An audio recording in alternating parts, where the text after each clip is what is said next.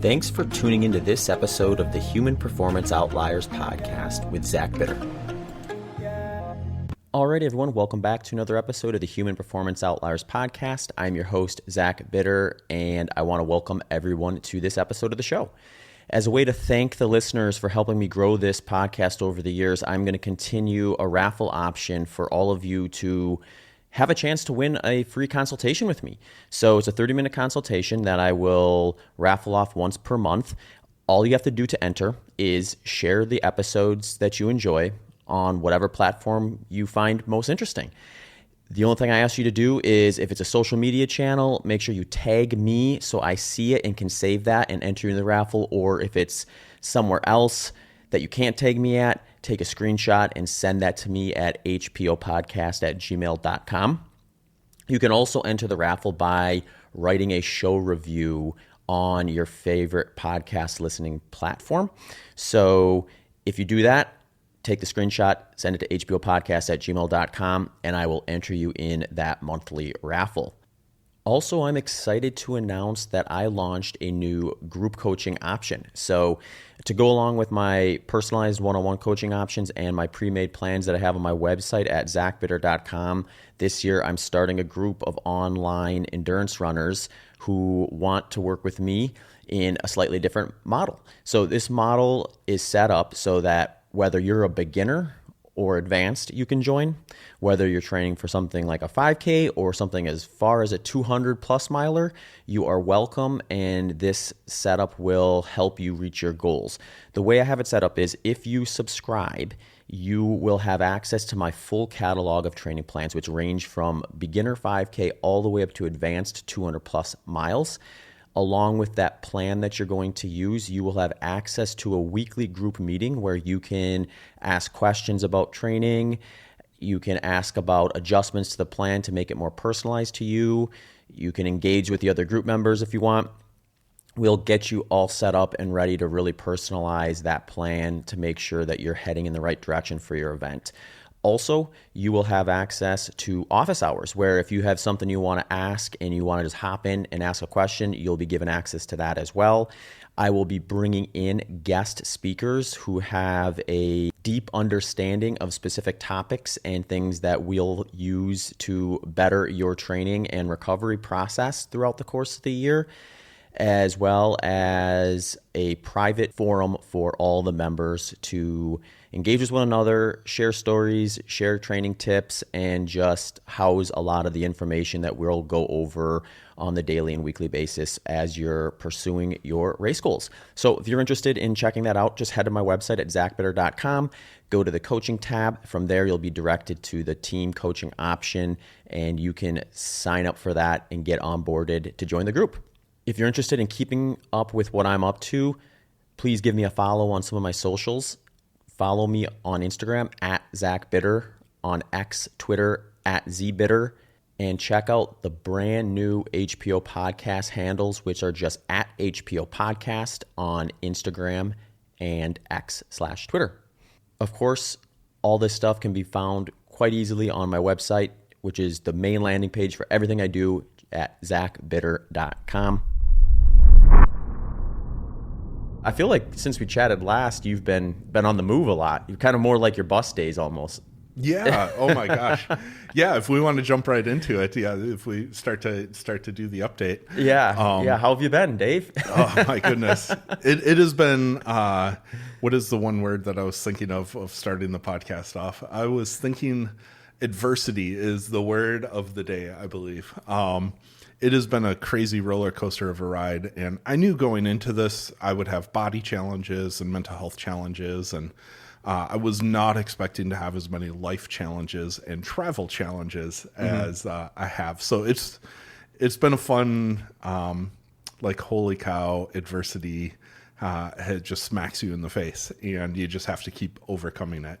Yeah. So yeah, it's there's a body component, there's a mental health component, there was a diet component adversity that I had come up with, and finally, after 8-9 years, I got an official medical diagnosis of what I've been dealing with. My father-in-law, who was struggling with cancer, we helped end of life with him and went through that whole process and funerals. We also went off grid into the mountain ranges of Arkansas with the Scouts and did training up there.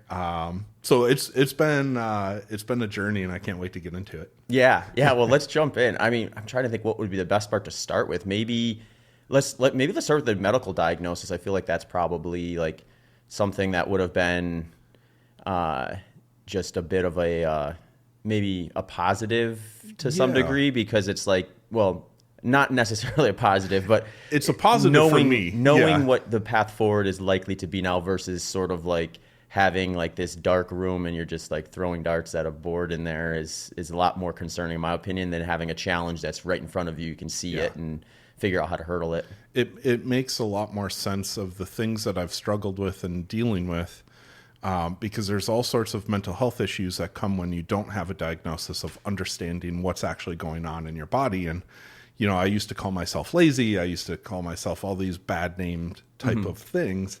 And you go through and you wonder why things happen to you, right? And we all struggle with this. And I've seen dozens upon dozens of experts. I'm super well connected to the best people in the world.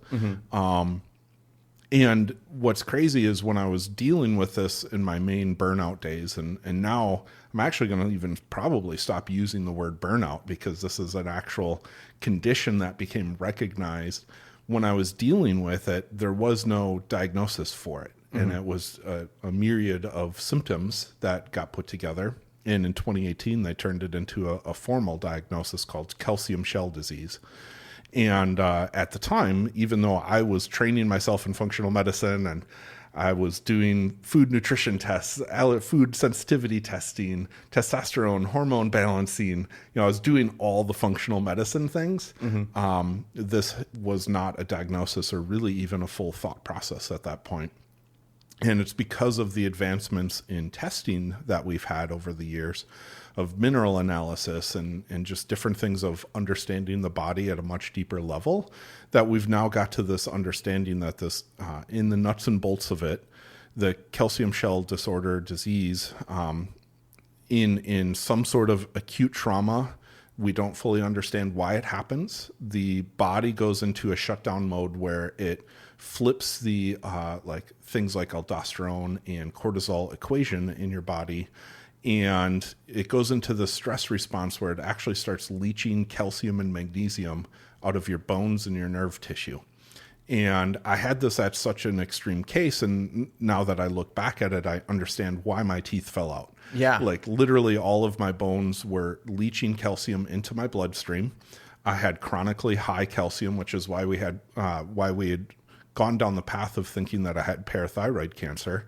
So I had all sorts of ultrasounds, and I was going down the whole cancer pathway, and that kept coming up negative, but I constantly had a 10.5 level of calcium, and we could see the calcium depositing in my soft tissues. So you can see this as a formation of calcium nodules form in your joints. So when you look at my x-rays, it's an interesting equation of like you get a massive flood of arthritis, which is what I had. Like I felt like an 80-year-old person. And that it deposits in your tissues, and then the inflammatory cascade starts as a result of it. So you're leaching this calcium, you're leaching this magnesium, your brain starts to not work because the calcium and magnesium balance is so critical for nerve function.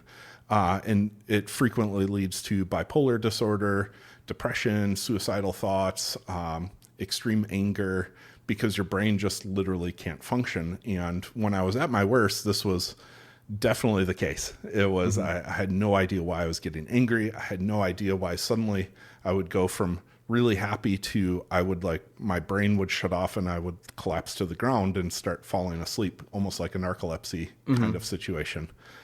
So it just explains a lot. And even now, the side effects that I've had over all of these years of my right meniscus in February tore again, my back, popped out of place 3 weeks ago. Like all of these residual effects are now explainable, and it helps me get to that point of knowing how to move forward. And I've always been a person that just kind of pushes through things anyways. So it's affected me less than others, where probably there would have been a limitation in bed rest and things like that. For me, as soon as something happens, I immediately start attacking it with rehab exercises. Sure, yeah. All those sorts of weird things that, within the hour, my knee pops out of place and I'm doing all the stuff to it, right? Like I'm applying electricity, I'm applying cold therapy, I'm applying heat therapy, mobility, snapping my knee back into place, like all those sorts of things. So it affects me less than the average person.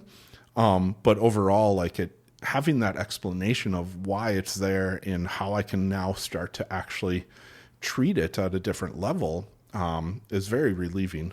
And I equate it to, I'm kind of going on a long tangent here, but when I was working with patients in especially 10, 15, 20 years ago, the average time to diagnose something like celiac disease or an inflammatory disease was 11 years. And I always sympathized with patients around that because one is I had inflammatory types of conditions that I couldn't explain. But there's this process in educating patients around like it's going to be a journey. Yeah. And you can't just take a pill and hope that it goes away kind of thing. And now I'm one of those statistics. Like it took me 8-9 years to figure out a diagnosis. And looking back, it's like all these floods of emotions that happen and like a sense of relief. And when I found it, this was probably 4 weeks ago, like I really resonated with all my patients that I helped over the years get diagnosed. And that crying feeling, like that deep sense of relief of, yeah, it sucks to be diagnosed with something, but like that relief of, oh, this is why.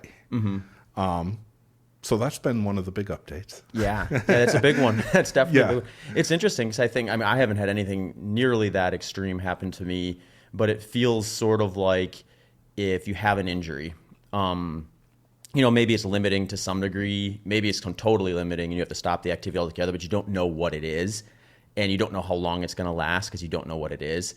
And then you go and you get an MRI or whatever happens to be the thing that they're going to use to gauge what it is. And then they tell you, oh, you have this. Like you have a stress fracture, you have this. Oh, well, now I have a timeline. Now I have a list of procedures. Now I have like a blueprint essentially of what I can and can't do. And then you don't have that like kind of underlying like thought or back and forth in your mind of like, is this positive or this negative towards making me better versus this is definitely what I shouldn't do and this is definitely what I should do.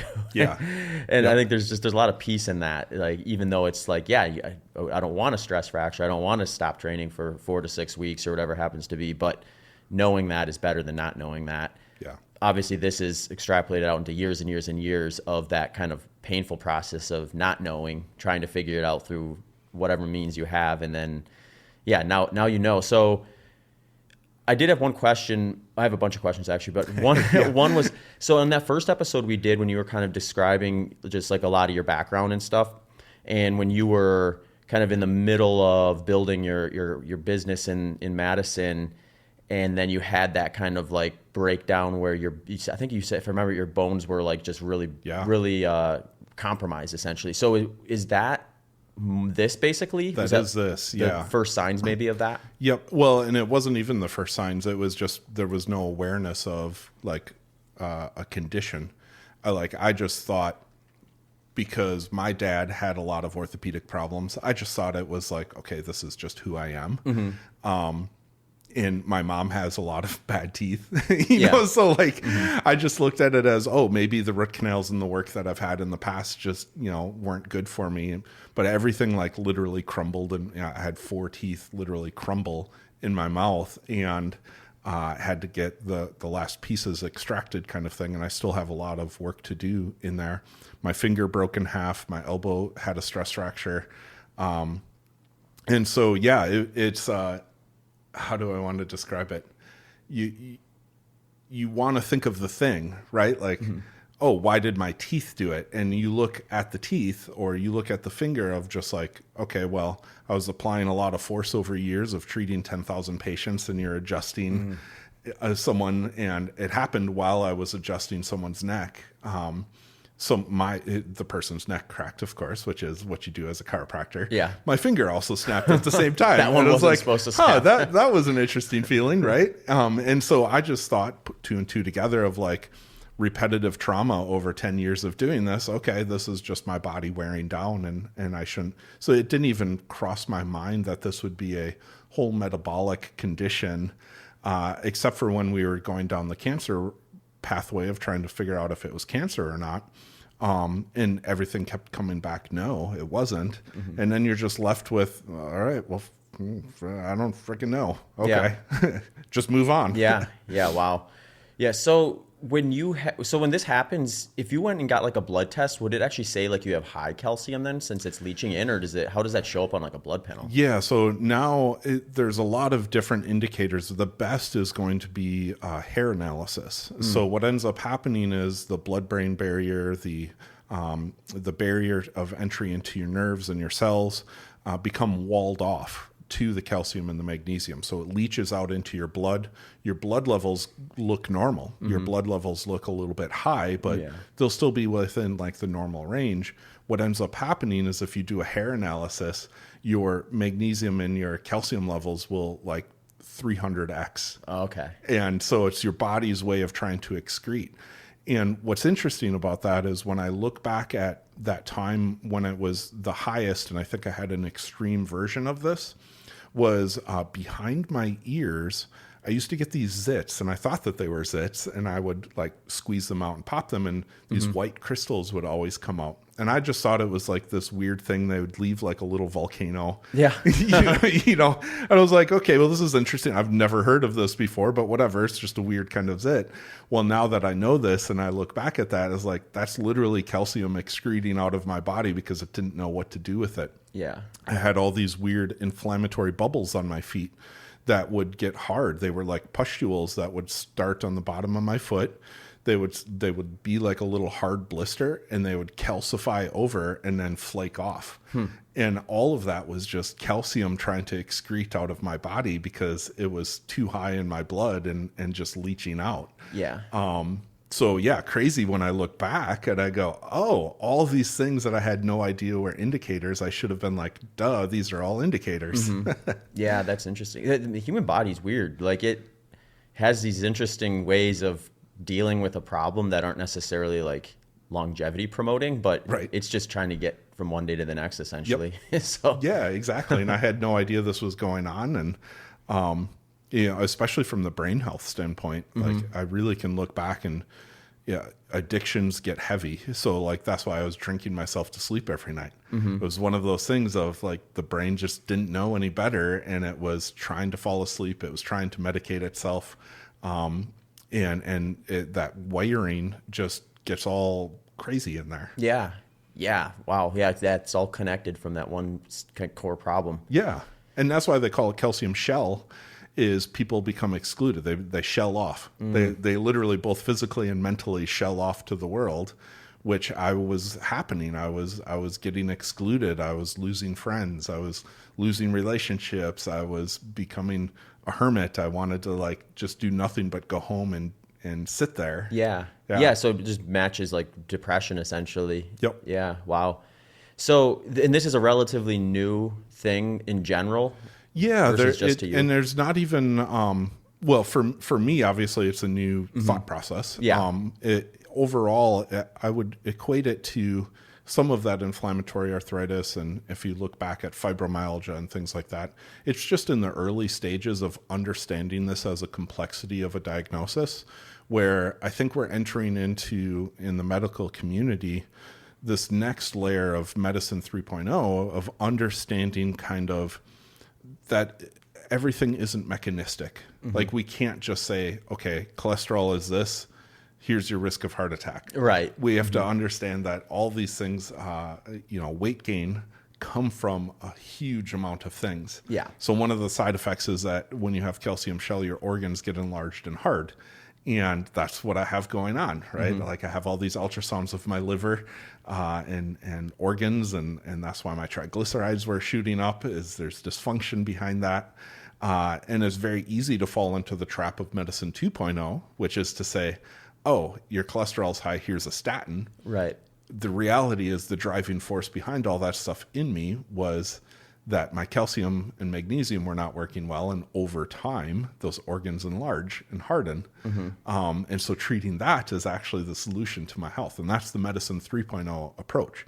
So I think that we're in the early stages of understanding these complex diagnoses, and especially calcium shell. Like when I look it up, it's even hard for me to find information on it. Yeah. So it's it's going to be a process that I'm excited. Now I'm in a unique opportunity because I am getting out into the world and becoming an influencer that I can actually talk about this and get this information out to people that I'm connected with. So do they have is there a protocol then once you know you have it? Like, I'm sure there are certain things they're like, this is a better way to go than that. Yeah. Have you been kind of getting up to speed with all of that over the last few weeks? I did, yeah. I went into a deep dive, and thankfully we were traveling and doing all these different things, so we weren't in our normal situation. So it allowed me to search for hours on end of all the medical research, of course. So the basis of this is avoid all things calcium. So actually less greens, like you don't want foods with all those bioavailable calcium availability. And you have to like mega dose magnesium, glycinate, potassium, and salt. Okay. And that's the cornerstone of basically I need to get up to like 1,200 instead of 200 or 400 milligrams of magnesium. I need to be at like the 1,200 range every day. Wow. And this is why I was getting cramps so bad and all of these sorts of things. And when I was trying to work out, like I would hit a wall where everything just like shuts down. And the types of cramps I had never experienced before, it's like a knife jabbing into you and like you tear your muscles, and it would take 2 to 3 days to recover from a cramp where you literally feel like you have a torn muscle. And that's just because there wasn't enough magnesium in my body shuttling it into the nervous system to heal. So megadosing magnesium, megadosing potassium, megadosing salt. I'm up to taking, like when I'm on my runs now, I'm taking 2 grams, 3 grams of salt with me. And then afterwards, part of my recovery strategy is just throw Himalayan salt on everything.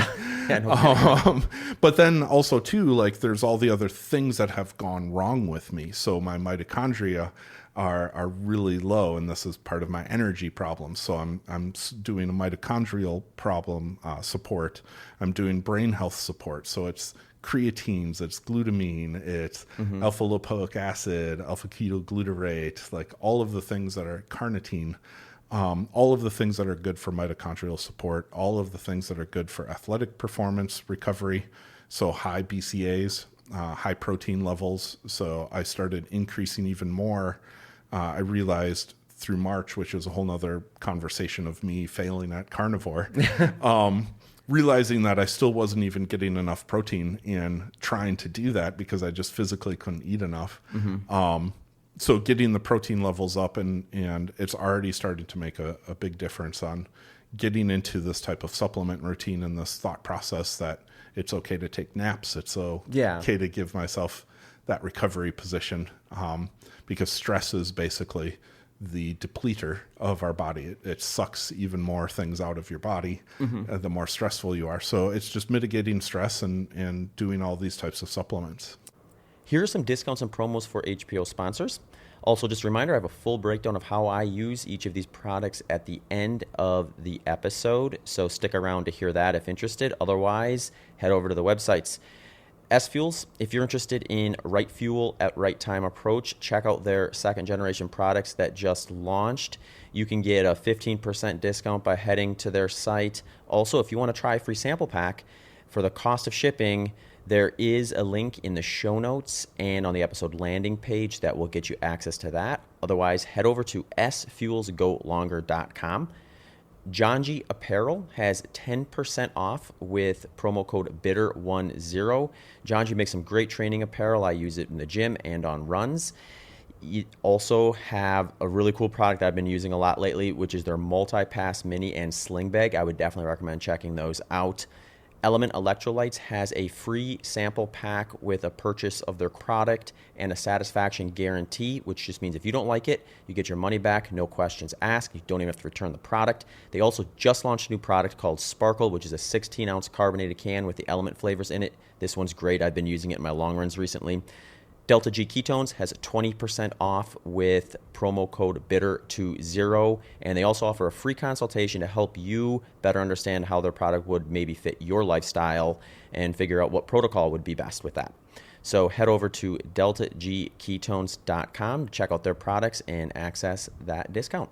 Yeah, I was going to ask about that, how much stress either exasperates it or leads to something like this in the first place. They're thinking that stress is the main thing, so that starts it. So some sort of traumatic PTSD type of situation, high levels of stress, high levels of burnout. They don't understand why it actually physically happens, that the hormones start to switch over and start to block these things from getting reabsorbed in that equation of the dynamic equilibrium of these chemicals.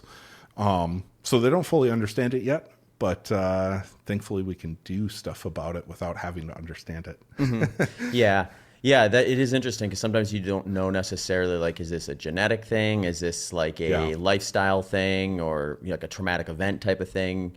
Yeah, to some degree it doesn't matter because you have it. You're not going back and changing any of those. So then what is gonna kind of send you on your way without all the symptomatic stuff that comes with it? Yep, exactly. So for me, I can already feel a difference, and I already knew magnesium was helpful to me, but I didn't know the potassium and the sodium thing. I've never amplified that stuff in my supplement routine. Right. Even all these 30 years of doing supplements, I never thought of sodium as like an essential nutrient that I should be thinking of, right? Yeah. Especially back in the early days, everyone was like, oh, it's your blood pressure. You're gonna cause kidney disease, and that's iodized processed salt that does that. Right. Himalayan salt tends to not do that for people. Well, and you're unique now too, right? And I'm unique now, and now I realize that I'm massively under sodiumed. Mm-hmm. And so for me, it's been a game changer already. I can feel less cramping. My 3-hour runs, which I'm now up to, and the planning that we talked about a little bit. The 3-hour runs have been so much more enjoyable. Yeah, I bet. Like I don't feel like I'm hitting the wall. Whereas before when I was doing the 3 days a week where I was hitting Tuesday, Wednesday, Thursday on my routines, and I was going for the hour and 15 to hour and a half, I felt like I couldn't recover in between. And I felt like all I was doing was torturing myself. It was like I was getting through the runs and I was making progress, but like there was zero recovery. And so as a result, like the carnivore diet that I tried to do in March just did not work out for me. And so I'd flipped back into doing more of the Mediterranean style. And then that completely fell off of the bandwagon when we had to go do the off-grid thing in Scouts. Sure. This will be fun for everyone. I challenged myself because there was such horrible food selections there. It's a scouting camp, and there's 600 kids there. Their head chef had quit 2 weeks before the camp.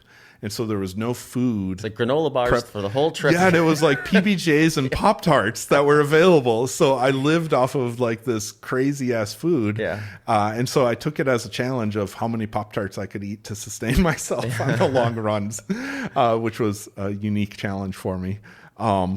But yeah, so, and then when I went home to do the funeral things for my father-in-law, the food selections there as well were, there was just no time to cook. There was no, thought process towards any of that. So it was a lot of grab and go food. We did buy a lot of like rotisserie chickens and things of that nature. We tried to make the best out of it, but still like my gut was not happy with me of the selections of the occasional, like, burger fast food places and things like that we had to choose.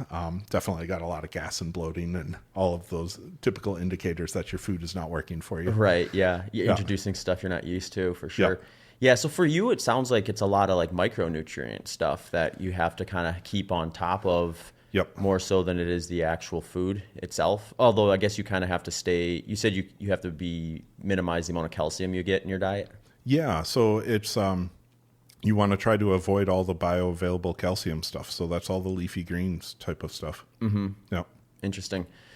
Yeah. So I imagine with some of those numbers you were suggesting, you kind of have to supplement to some degree with it, or is it just, Yeah. Have you figured out a way to just get that through your diet? No, God, there's no way. Way too much. Yeah, it's way, way, way above a bioavailable of what you can eat in your food. So yeah, I went from, in the beginning of this training, I was trying to limit my supplements and just pound through this with nutrition only. Sure. To now I have a whole countertop, and I'm probably in 40 different supplement range. Oh, wow. Yeah.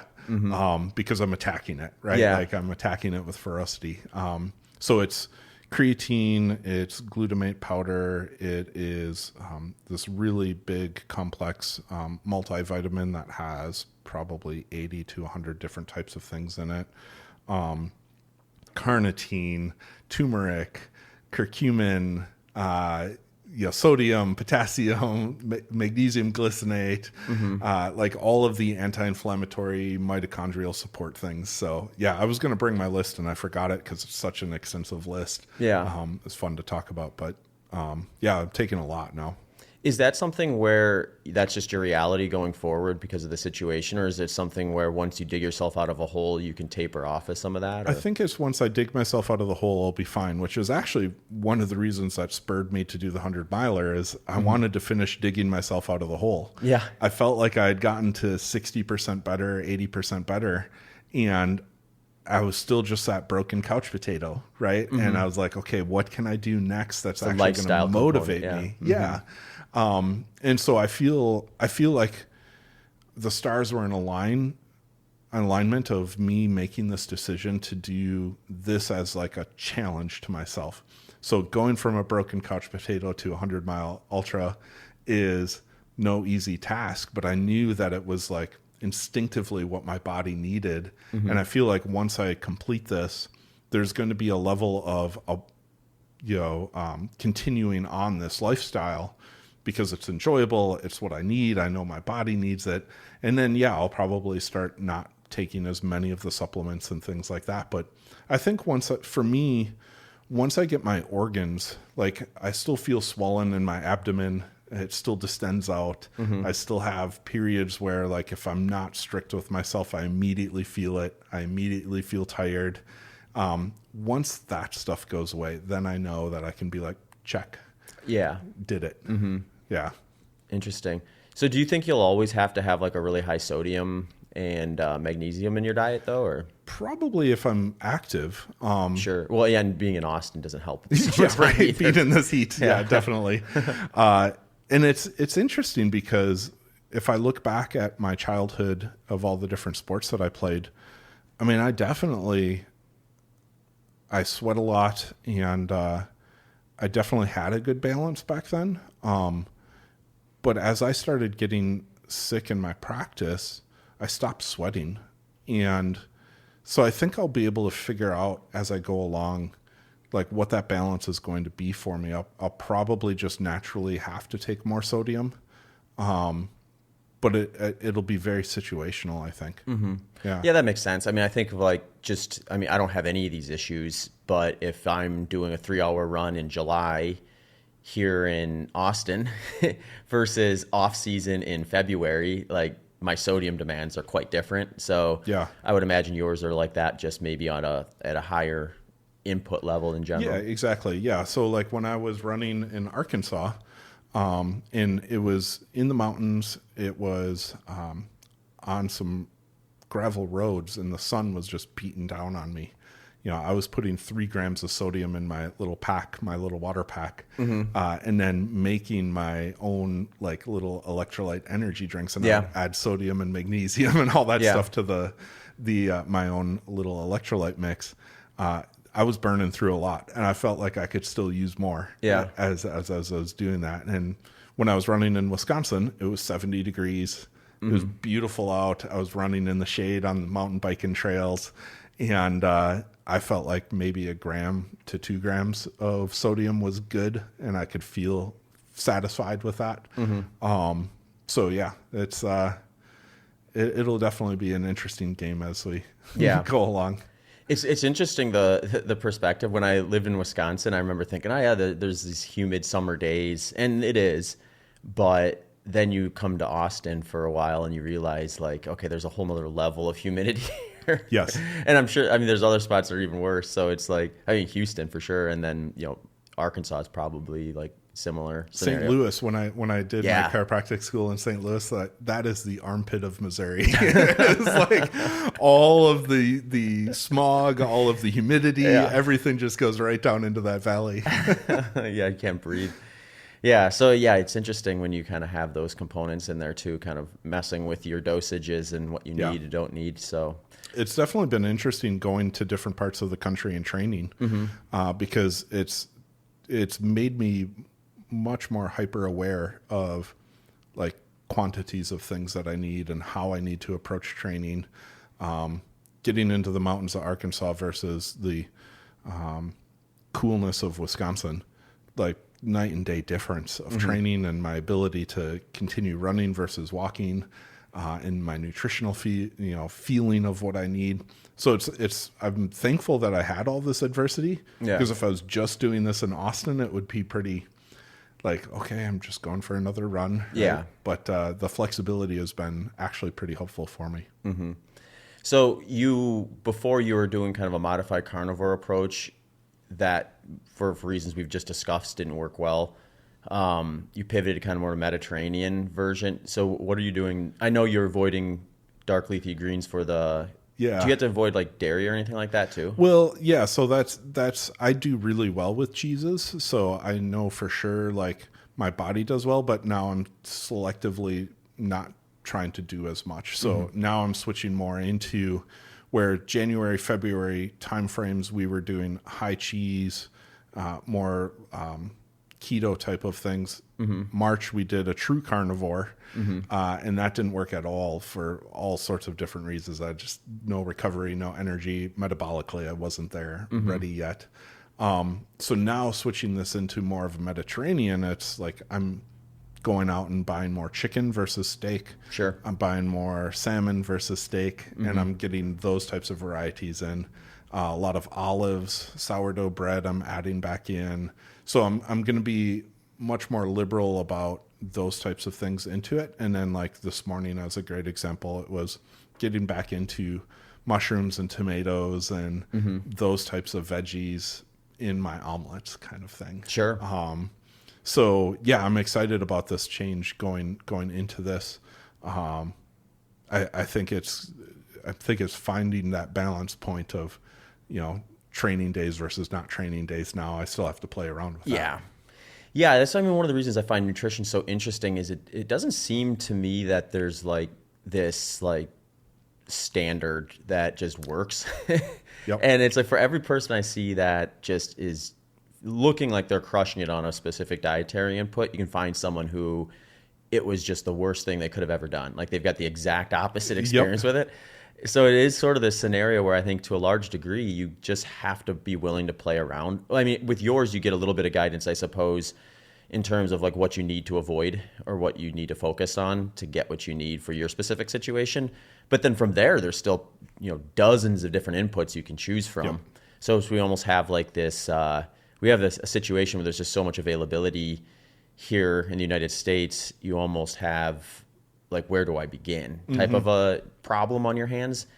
And then it's kind of like a little bit of trial and error of figuring out, well, how do I feel and how sustainable does this feel? Like, do I feel good with this, but it's just something I'm never going to stick to? Or is this something I can stick to, but I just don't feel great on it? Or I feel like I'm leaving something on the table with, and there's just so many little things that are little puzzle pieces that need to be organized in the right way for you to kind of find that those inputs that work well for you. So, well, and that's where I went back to my genetic tests. So the last time I did a genetic test was a lifestyle genetic test, not a 23andMe, was 2018. And then they didn't have the research behind a lot of the enzymatic reactions of how well we digest different fats and different enzymes that play a role into diet and nutrition.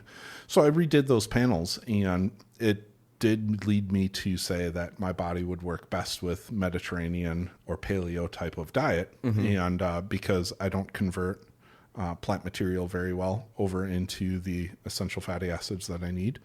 And so it was leaning on the genetic side. And then I got this medical diagnosis, and I had several months worth of training data to show that, okay, I think I need to lean into this. I need to lean into my genetics, and I need to lean into my condition. And then, by the way, here's all this real world data that I have of testing and measuring that, carnivore just didn't work for me, even though I still love it as like a solution for people. But it's just not right for me right now. I'll probably give it a try maybe in 2 years from now, when I feel like I'm healed. But yeah, so it's all data driven. It's all personalized now. And that's one of the reasons why I wanted to take a year to do this as well, is let's have fun with the data. Yeah. Yeah, it's interesting. I feel like I've been really lucky in the sense that for the most part, I mean, there's foods that I just don't tolerate well and I avoid them for the most part, but it's a pretty small list. So for me, it's more like, all right, what is the macronutrient ratios that I'm looking for this phase of training? And then how do I make sure the inputs for that aren't like void of some micronutrient that is important? So, I can essentially just kind of like put together a program and then run it through like a Chronometer app or something like that and get a general idea of like, okay, this is a good starting point at least. And yeah, I can play around a lot more. Whereas like some people like yourself would have to be a little more specific. Yeah. It's, I don't know. I think we just have to look at it as being fun, and the specificity is really what you want to make out of it. Mm-hmm. There's a stress level too. Yeah. To tracking. Yeah. And so like I know a lot of people. I've personally had a lot of patients that you can tell if they stopped tracking, they'd probably just do a lot better. Yeah. Of the specificity thinking. Mm-hmm. But I think that's a much smaller percentage. I think vast majority of people just have no clue what they're putting into their mouth, kind of thing. I always I like tracking for like periods of time when I'm changing the inputs. Yes. But once I kind of know, like, okay, these inputs are working well for me, I know about how much I need for various like activity levels and stuff like that, and how to like alter that. Then I kind of want cruise control, and I don't sit there and just plug everything into a Chronometer anymore. It's usually just like a few days. Yep. And then it's like, okay, I know with this. And then if I change anything drastically, then I just do it again to see like, okay, what am I missing anything with this change? But yeah, then I think you're right though, because like once you kind of have that locked in, then it's just a lot less stressful or a little more intuitive to just be able to kind of go about the program once you kind of have it loaded in and firing. It's an interesting aha moment for people, and myself included. I struggle with this as well, as understanding just how much food 30 to 50 grams of protein is. Yeah, yeah. When you look at that and you go, oh, I'm supposed to be eating 6 eggs for one meal, right? Right. And that puts in, a lot of people just want to do 2 or 3, and like, oh yeah, this is perfect. And for me, what I need to get to is just my ideal. If I'm sticking at the 1 gram per where I want to be, I need to get 200 throughout the day. And so I got to have 4 meals at 50 grams and hit that upper limit. And there's all sorts of fun research coming out about after 30 to 50 grams, if you have more than at one sitting, it goes into energy production. Sure. And all sorts of fun stuff like that if we ever wanted to get into that. But for me, I think just the amount of volume that you have to play around with, of tracking it for a little while to understand that you have to eat 6 eggs. But once you've done tracking that, cool. Now I know this. Yeah. Yeah. Are you the type of person where once you kind of have like however many meals or like a kind of an approach, you're pretty content just rinsing and repeating day after day? Or do you like a little more variety than that? Man, I struggle with this so much. Yeah. Because this is another thing I think people range quite drastically on. Yeah, they totally do. Both my wife and I are foodies, and we love trying new things, and it creates so much chaos, and it's so problematic from like a training standpoint that it's hard to keep track of. We just love trying new foods. And so there's benefits and negatives to that. One thing we know for sure is that diversity is by far the best approach overall to humans, anything. And so when we do get into our cycles, we will pick, I think the average person works with 12 ingredients, and they make 7 different types of meals on average. we try to pick that at 14 to 20, and we'll stick with that for 30 days or 60 days. And then we'll switch into a different group of things. And that's why we constantly try new diets. We constantly, 1 month we'll go vegan, 1 month we'll go paleo, 1 month and we just enjoy doing that. Whereas other people, there's a lot of mental fatigue that comes with choosing new food. And some people can't handle that stress. And so it overstresses them to try to think of the new things. But if you're going along for 2 years at the same diet and you're not hitting your goals, well, maybe that's something that you need to work on from a mental standpoint. Yeah. For us personally, our bigger problem is actually hunkering us down into a little food group for longer term rather than being short term. Yeah. And I mean, you got a full family too. So like, yeah, we've got a family of 4. Yep, even exactly. if each of you had your own, like, this is the stuff I want and I can easily stick to this, it could still possibly be like a variety of stuff around because everyone would have a different preference. It is. Yeah. For the most part, our kiddos, they grew up with this style, and we're very grateful as parents. When you start off with real food and you never do the like fake baby food and different things like that, and fun parenting advice, if you just always give them real food, they never know any better. Sure. Like the other day, my daughter got mad at me because I said that I was going to have, I forgot how I put it. It was something like, we'll go back to having salmon for breakfast and some eggs.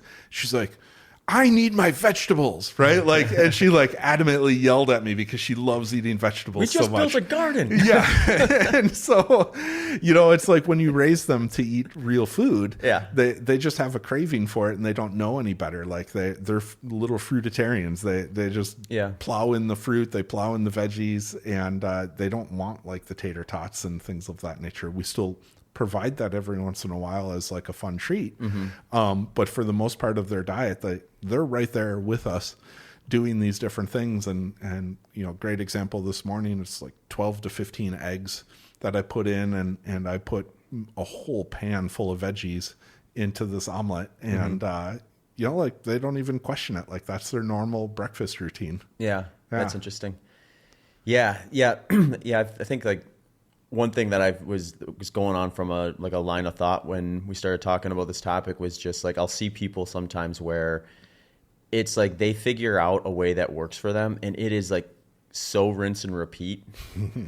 And then there's like people on the opposite end of the spectrum, and I'm kind of somewhere in the middle. I think I can definitely rinse and repeat for a while, but I do enjoy kind of like pivoting after a while. So like this is one of the reasons why like I've been doing a low carb diet for going on 13 years, and that stayed constant, but the inputs I've used to get to the macronutrient ratios that I'm usually targeting during different phases of training over those 13 years, I mean, those have changed drastically. And not necessarily like by design. It's just like, all right, well, this is what I'm targeting with it.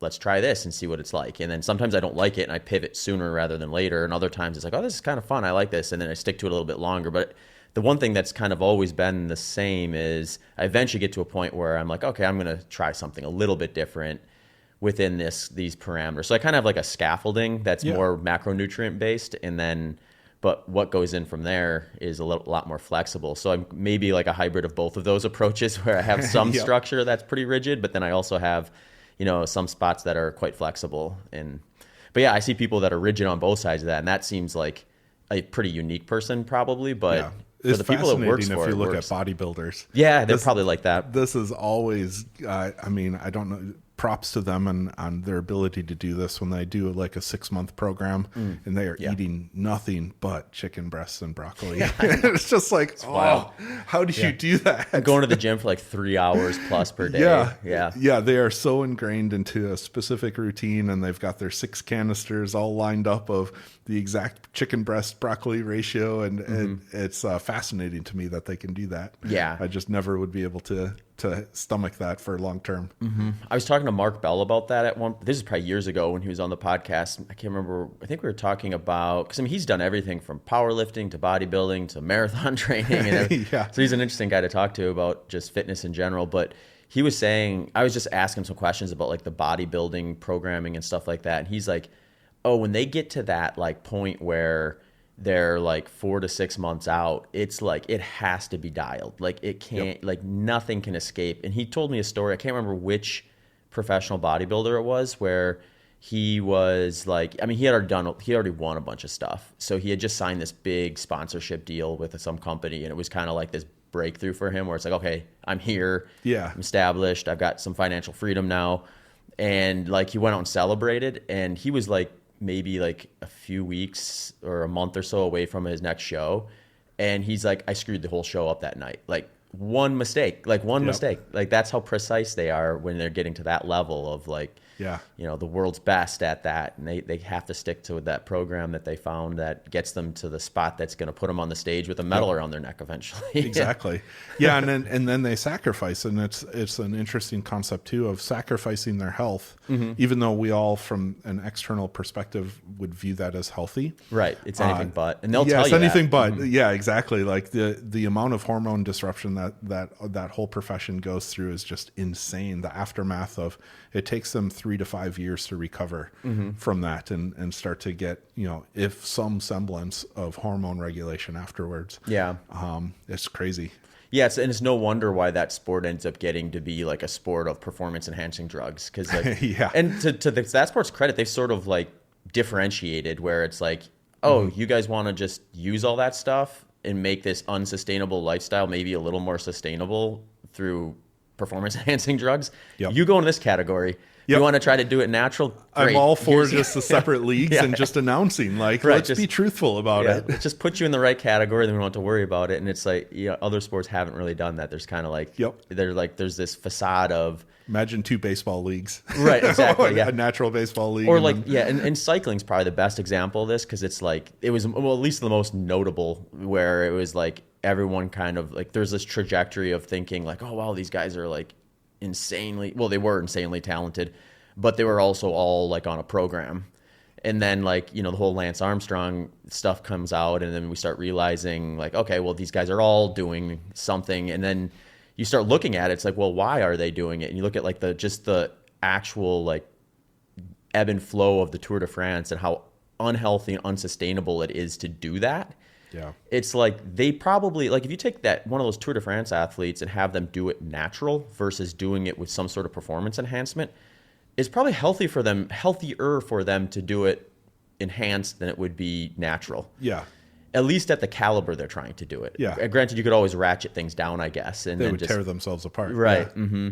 Yeah, so it's like this weird thing where we've sort of gotten to this pinnacle of sport to some degree, where it's like now we've crossed the threshold of this being good for you to you're making some health sacrifices in order to be that good. Yep. And then like it gets ratcheted up with the doping and all that stuff that goes with some of it. So yeah, I would be excited for the sake of research. I would love to see a sport go all in and say, please enhance yourself as much as possible. Well, that's the enhanced games. And we are going, and we are going to monitor every single thing that you do for the sake of human performance research, because it's such you have to have extremes in science, right? And so like the testing ground is sports. It would be amazing if we actually all got on board and just like digitize the crap out of them and could look at every single little metric. Yeah, it'd be fun. Did you listen to that interview on Rogan where he had on the enhanced game, the guys who were putting that on? No, I didn't. Yeah, you should check that out, because they talk about that, where because I think that I mean, some of this is just marketing, but you see that kind of roll out and you kind of roll your eyes at first, like, oh, here we go, like, okay, this guy's gonna break all the world records and he's gonna be just like juiced up. But like when you hear him talk about it, it's like, oh, that's actually kind of interesting. It seems like there's a lot more clarity within it, at least, where they are looking to kind of do a lot of that kind of like, it's not just like a freak show, which is what you kind of expect it to be. There is some of that where it's like, no, we don't want people going just off half cocked and injecting things in because they think it's going to make them faster or stronger. We want this to be something where we learn like, okay, well, validated. Where are the right inputs for this? And there'll be a lot of downstream stuff that'll come from that, from just like the average person who's not competing at anything professionally, but they just want to age better. Yeah. Which is the vast majority of people. Like, they want to know, like, what can I do when I'm older that will make me feel younger and make quality of life better through the end versus having a scenario where, I lived a long time, but that last 20 years really sucked. Right. Yeah. Longevity, health span is key. I'm a big proponent of, I love that the way that the world is shifting right now with focusing on muscle, focusing on health span instead of just longevity. Like if you want to live to 120 years, that's great. But let's talk about the vast majority of people that when they get to age 54, 55, they already 6 out of 10 people have a chronic disease. Yeah. Right. Like let's work on this health span equation, and that is going to significantly change the population in that. Let's get 80 quality years and then work on 120. Yeah, exactly. And wait for the gene therapies. I mean, because honestly, statistically speaking, like when we're talking longevity, we're going to have to make a significant leap in not our current paradigm. We're going to actually have to change the genetics of people in order to start to get to that 120 to 150, because there's some things that just naturally happen in the aging process. And so that's coming all down the road, which is exciting. But for the average person right now, you can start by gaining some muscle. Yeah. Work with what you got for now. Exactly. Yep. So you're there when they have the real good stuff. Yeah. Yep. Yeah, it's interesting stuff. Okay, so we covered a lot on kind of your health stuff, but you were also traveling for just like family life issues and stuff too. So how did that impact everything since we chatted last? Yeah. Or tell us about it actually first. Well, so a year ago, not quite a year ago, my father-in-law got diagnosed with stage 4 esophageal cancer. And so we knew this was a long time coming.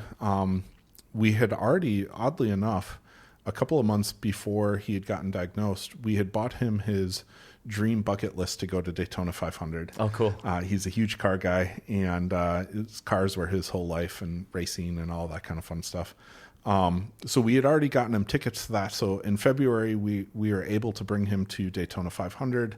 We traveled, we brought the kids to Disney. We went and watched the SpaceX launch, a $69 million rocket. And we were right on the border of where you could watch it and you could feel the rocket take off. It was so cool. So we did all these epic things traveling through Florida in February. And then it was like with everyone, he got to that point where, okay, he decided to end treatment because it was no longer effective. The cancer had spread throughout his whole body. So we were kind of in a waiting and holding pattern in March. And then we went to Arkansas for a Boy Scout camp. So my girls are in an all-girls troop in Boy Scouts. And during this time, Boy Scouts has now rebranded to just Scouting America. It's all one now, right? Yeah, it's all one. In 2017, they started having female troops and integrated troops. And so now they officially rebranded just as Scouts, which was really cool. So my girls are in this all-girls troop, and they dominated the competition. They won the whole camp award and Spirit Award, and they volunteered the most. They did the flag raising ceremonies. They helped in the kitchen. It was so epic to see them.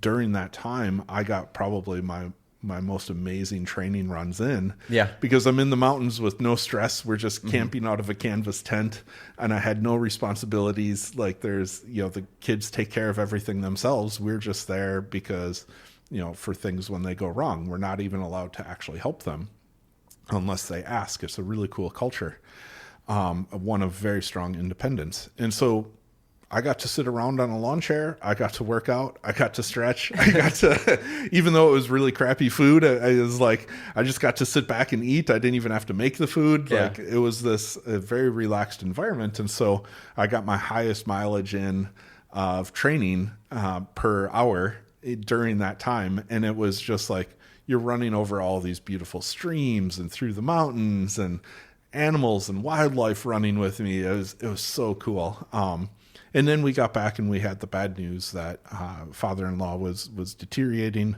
So we went and drove back up to Wisconsin, went and helped him get his house set up, and then drove back to Texas. And 3 days later, we got a phone call that he was basically going into end of life type of thing. So my wife flew back, and a few days later, I took the kids and we flew back, and we stayed a couple of weeks in Wisconsin. And from a training perspective, I was able to hold true to all the trainings, and it's really satisfying of when you have every excuse in the world to not train, it feels really good to say that you can train, Yeah. and that you got through it, and that you're able to push through, and it just really helped with stress. It really helped with the mental health component. It was just I don't even know how to describe it, but it was good to get out there by myself during all these times and just think through problems and think about life and end of life things. I'm a big proponent of Stoic philosophy, so I love talking about death. I love thinking about death. And so here it is, death is right in front of me. Mm-hmm. And my wife had a beautiful experience of being with him as he passed, and very grateful for that we were able to be up there for that. Yeah. Yeah. Mm-hmm. Yeah, I find trips in general where you sort of go in with like this mindset of, okay, this is going to compromise my training or compromise something I'm working on, and then you're able to actually make it work. They give you like that confidence of not going into things like that in the future with that sort of negative. Yeah. Because I see that, like, I've had enough scenarios now where it's like, I got a trip that should be fun lined up and I'm kind of like dreading it because there's some like uncontrollable that I wish I could control. And then it ends up not being a problem. You end up actually like having more time to do it than you expected. And you're like, oh, this wasn't bad at all. It was actually a little more, like you kind of said, a little less stressful, just probably because you get the excitement of newness and you just get like that break in your kind of like monotony of your normal schedule, and it gets really fulfilling. And then you come back like, okay, I got to remember that next time, so I don't like spend the few days before going into it thinking, well, this is going to make this harder, it's going to make that harder. Well, and it was an exploration thing too. It was like really cool to, here's a sad, happy story is, her parents had lived in this house for, I don't know, 6 years, I think it was. And of course we've gone back there multiple times a year to visit. I had no idea that there was like this world-class mountain biking area a half a mile away from their house. Mm-hmm. And it's like, it's because I'm training and I had to figure out trails to go on that I was like, what the heck? This thing has been here this whole time. I had no idea. Yeah. And so it just lit me up like a Christmas tree being able to go to this mountain biking, and it was this really slope. They had all these cute little labels for all their different trails. So they had the nasty goat, they had the gnarly goat, they had the road rally, and they had all these ramps built and teeter-totters that the bikes could go over. And it was just such an epic trail. And I had never experienced that before. All those years that I had been going there, that this was right down the road. And so for me, this has been a really eye-opening experience of how much living the integrated training life can be such a benefit of like allowing you to explore a local area and seeing what it has to offer, and like the beautiful nature that's out there, the beautiful connectiveness that can happen, the therapy that can happen of just going and getting lost on these trails. Like I purposely didn't bring up the map. I just started running down and running through the trails. Mm-hmm. Right. And so it was just a beautiful, beautiful lesson in life for me. Yeah. Yeah, it's always like there's a balance between, and this is kind of with like the nutrition stuff too, a balance of structure and freedom that is just like the right match. And if you can strike that, it just feels like everything kind of flows a little bit better. Yeah, definitely. Yeah. So training's going well despite some pretty massive hurdles, I would say, in terms of other life factors, which to some degree is kind of, from a programming standpoint, a coaching standpoint, a training standpoint, it's one of those things where you plan a goal as far out as you did a year, something's going to happen. And it's kind of like organizing like kind of the grander structure in a way where it can accommodate something like that. Cause you just don't know. I mean, usually it's not something to the degree that, you've had a couple big things that I would typically not expect either of them to occur for one person, much less both to one person. But there is going to usually be something like most common is probably just like, I got a little bit of an injury and now I can't train for 4 weeks, or maybe it's just a few days and now we have to kind of like reorganize things in a way. So it's like, how do you kind of give yourself enough time to be able to absorb those sort of things as they come up to it? But so getting through some of that stuff, now you kind of have like a ramp of, you've got some answers from a nutritional side of things. We're consolidating our training time, so Yeah. I'm excited that we decided to do that. As Yeah. this is the power of coaching, Right. right? It's being able to bounce ideas off of people who have been there and done so much wisdom. Well, and I think half the time it's like people would generally do better finding a path forward within what fits their lifestyle than trying to like reinvent everything to the degree where now all of a sudden every other aspect of their life is trying to tread around this like unsustainable approach for them. And that may change from one phase of the training plan to the next. And sometimes it lines up nicely though. So like when we get to this point in the calendar for a race like Javelina, consolidation is actually like a pretty good lever. It's not like one you have to work around. If someone is like, hey, I'd rather consolidate or that fits better, that's actually a little better in most cases because I mean, running 100 miles is an extreme consolidation. So you're getting more specific to what you'll be doing. And it's also something where the hardest part about consolidating into fewer runs is usually like if there's a real heavy speed work component, where then it's like you have to try to figure this balance between getting enough volume in any one session, but also jamming in enough intensity to hit the that side of things. And then sometimes I actually don't think this is necessarily a problem or as big of a problem for long ultras because sometimes it can actually kind of encourage some experiences that you're not going to likely see in training that you will see on race day. It's sometimes a little bit more of a like, let's be careful here because you do increase your injury risk when you're starting to consolidate volume and then build like a speed work session in the middle of it or something like that. That you want to be mindful of and just be paying a little bit closer attention about how your body's bouncing back from certain things. But yeah, generally I think like you get to that point and it's like we want you to start experiencing more of what you'll be doing on race day so that when you're standing on the start line and then heading out on that first loop, you're like, okay, I have all these tools that have been stress tested through countless runs. You don't feel as disconnected from what you're trying to do, even though it's something you've never done before. Yeah. Yeah. To me, it's, it just feels right. Like, I think I sent you a text message. It was like, this just feels right to consolidate. Yeah. And I feel like my body is going to respond in a much more favorable way. So to me, that was the only thing that matters. Like, I'll adjust my schedule. I'll adjust everything else I have to in order to make it work. In consolidating these down, I think it just allows me to plan better. Yeah, I guess that would be, I'm excited to move forward with it. Yeah. I think like there's sometimes there's like some just changing to keep it exciting stuff too, where I find like when I get done with like 100-mile long run development phase where it's like, okay, I've had like these really consolidated long runs and then the other days are a little lighter than normal because you're just bouncing back from that consolidated training load. That can be appealing for all because then you're just like, okay, on these days I'm on. Like this is the focus. I'm spending like a good chunk of this day with that workout. And I know it's going to take me an hour after the run to recover. Right, like exactly. You got all these mental things. You can easily invest a full day into a single run with everything that goes into it from just like all this, all the, just so you can recover basically. Yep. And then, but then you have a day where it's like, okay, I'm really not doing, maybe I'm not running at all. And then it's like, okay, well, what do I put into that time frame that I would have been doing more moderate, lower volume stuff when it's spread out more evenly. Yeah. And it's just about kind of getting kind of a groove within that system.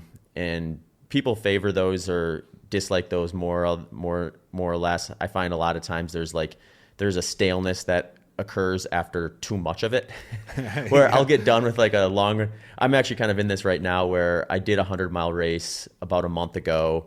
And, that was the lead up to that was a lot of high volume, lower intensity stuff, consolidated. So once I recovered from that and started kind of putting structure back in the training, it was like, I was actually kind of excited to have like, oh, there's really not a long run to the degree that I was doing just a month ago on the schedule anymore. So I'm not dedicating half of Saturday to training and then the other half to recovering from it. It's like, oh, Saturday's session is done in an hour and a half, 2 hours, and I don't really feel that bad after it. I can kind of go about something else. But then the intensity's there. So it's like, okay, I've got to like, this time in Austin, probably get up early because I don't necessarily want to be doing like short intervals in the heat of the day or anything like that if I can help it. So there's the whole like, okay, get myself out of bed earlier than I normally would, get down to the track and pay a different price from high intensity, lower volume stuff. But it's just like, it's new. It's not new. It's a transition from what I was doing to this. So it's fresh. It's exciting. You see that improvement a lot more because it's something you're addressing it, because it's a spot that can stand to gain more than the rest from your global fitness. So, I'll get through that, and I'm sure by the end of it, I'll be sick of short intervals, long intervals, and want to kind of go back to some long run stuff, and that'll feel great then. But I think that's probably why I still run, to be honest with you, because it's like I'm going to do something physical. Yeah. So then the variety within the sport is, because people I think when people look at running or sport in general from the outside, sometimes I think they look at it very like kind of monolithically, in the sense that it's like, oh, it's just this same thing over and over again. Because they all know a person who runs every day at lunch during their lunch break, and that's all they ever do.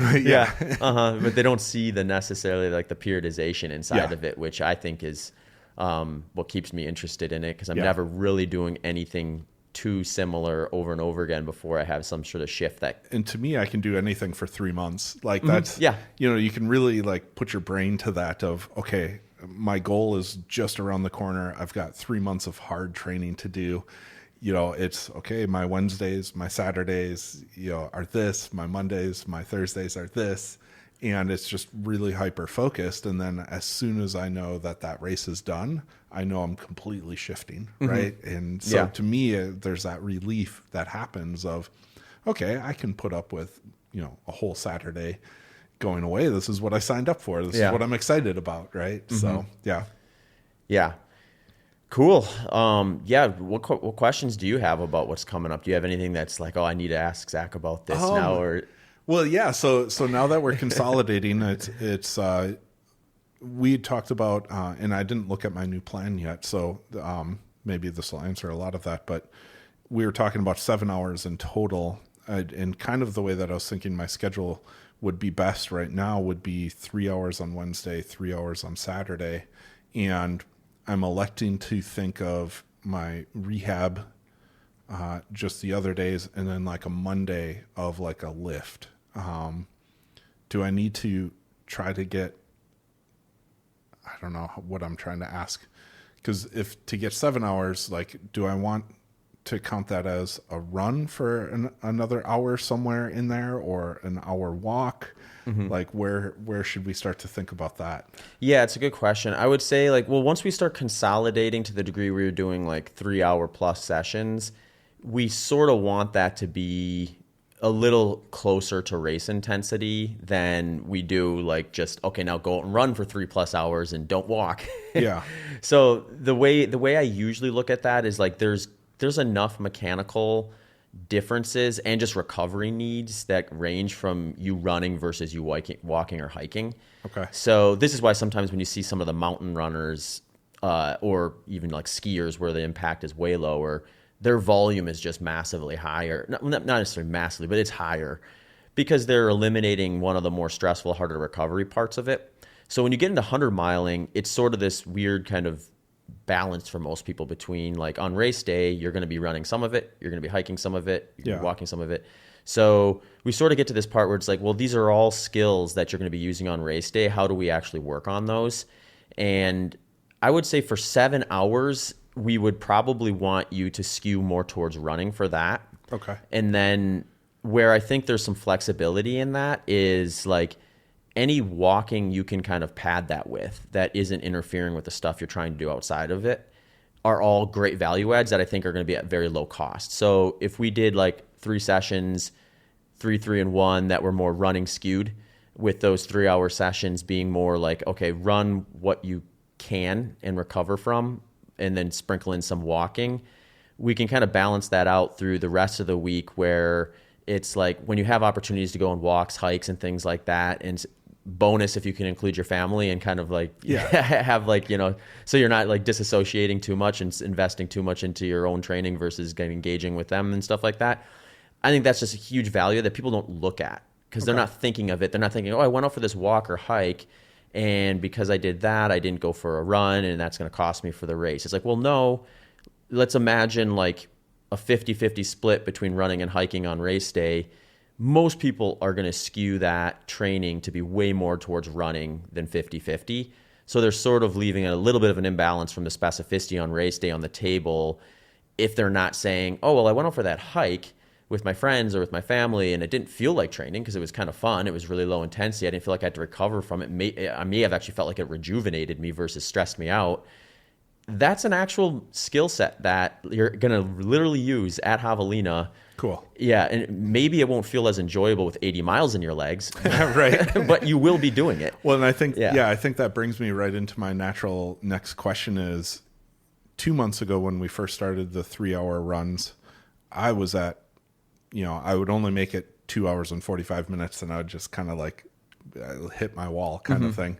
But I was walking probably an hour and 40 of that because my heart rate would shoot up to 160 and I would be mindful of trying to mind my recovery. Sure. Right. And now this last time I only walked 40 minutes, which was exciting. I'm making massive progress on the 3-hour runs. Your paces are getting a little faster too. Realistically, like where should I be in that?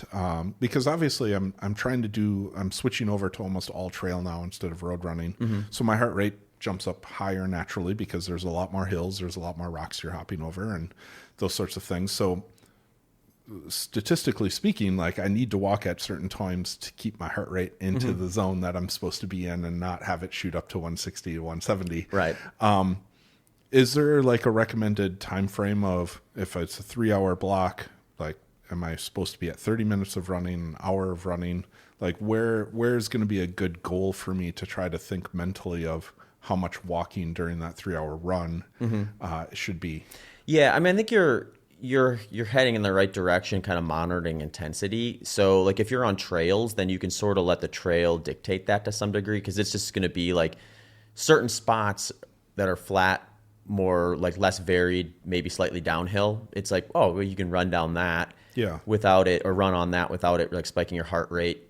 But if it does, then I think you could just use that as like a sign. Okay, I pull it back for a little bit, take a walking break. But if you're on trails, a lot of times, sometimes those will dictate it more where it's like you get to a hill and it's like, well, I'm looking at my heart rate and it's staying relatively high or at the high end of what I want with hiking. That's a clear sign I probably shouldn't start running right now. Yeah. If you find that that's happening a lot though, I think we could get some value from adding some components inside of those sessions where it's like, okay, for this 8-minute stretch or 6-minute stretch, we actually want your heart rate to go up maybe 10, 15 beats higher. If I stopped paying attention to my heart rate and I just ran naturally, I've been finding myself in the 155 range of where I'll still run up the slight inclines and my heart rate will just stay at 155. And if I don't look at my watch, I don't perceive it. Sure. So that's why I was kind of asking this question is like, if I'm, anal retentive about looking at my watch in real time, I can keep it down. I'm walking just a lot more than I naturally would. So like, what is that good strategy? I think one thing we should maybe look at doing with your plan then is let's do it where, let's say we have that structure of 2 3-hour sessions. We'll make one of them kind of like the reins are off. So you don't have to kill yourself, but like if you feel like running up a hill and your heart rate goes up 15 beats per minute higher than what you would normally want it to be, just ignore it as long as it keeps feeling good. Try to pace it in a way where it's not miserable at the end. But give yourself that freedom of like this run, the intent is that there's periods of time where my heart rate goes up a little bit and we get a little bit closer to like your lactate threshold. Got it. And then the other one's maybe a little more controlled. It's like, all right, this one I'm going to kind of put the governor on heart rate so that I stay at that kind of. That makes perfect sense. Then my Wednesdays are going to be the easy, keep my heart rate low, and Saturdays I'll go out. And let it go a little bit. Because that'll balance some of the intensity side of things that I think we do want to probably phase in for at least a period of time. Because we're a little further out. I think we're like 14 weeks out from Javelina, if I'm thinking about it, right around there. So it's like we have some time before we want to be overly mindful of like, all right, what's the opportunity cost of you pushing a little harder on one of these? Is it going to take more training off the table?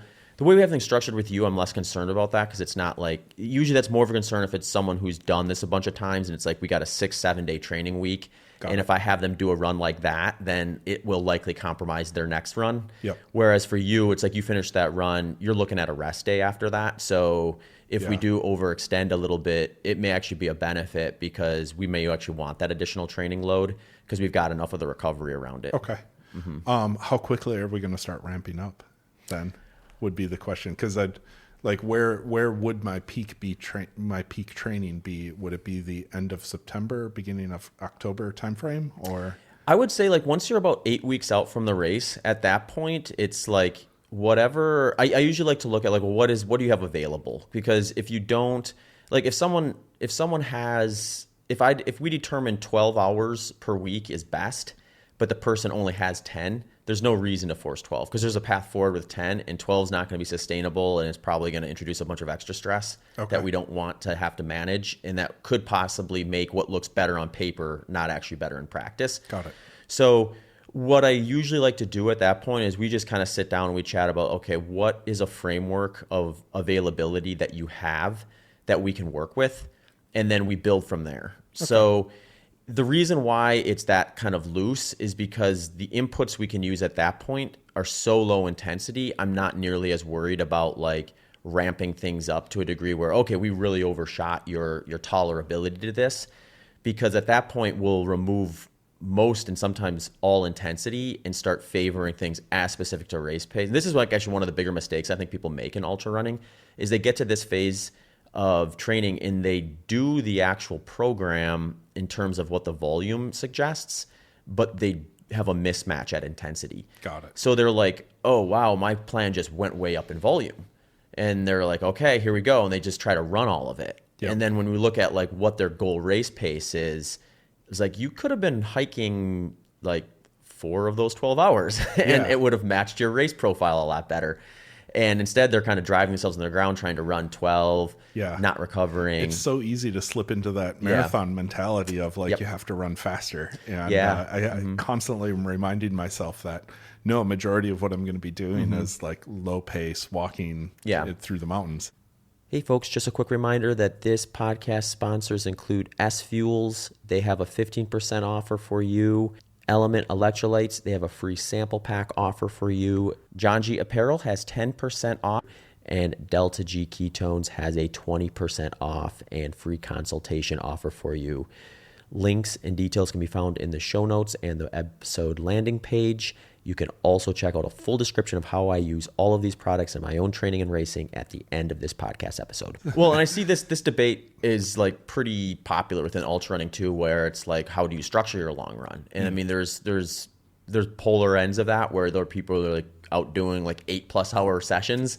And then there's people who are like, oh, you never need to go above 2-3 hours because that's where like a lot of the adaptation curve is going to start to plateau, where any additional input is going to be such a low value add that you're likely stealing from tomorrow. So you're better off focusing on total volume, and by exceeding that duration, you're taking future volume off and actually doing less. Yeah. And I mean, there's truths in both of that. It's like, there's specifics within an 8-hour session that you can't do in a 3-hour session. Well, you could, you're just not going to get to that like kind of ebb and flow of, okay, I just hit a low point and then I got through it. Now I feel great. I hit a low point. Okay, now I feel great. And sometimes having that experience can be so valuable because then you hit that on race day and you're like, oh, this isn't the end. This is just part of the phase and I'll get through it.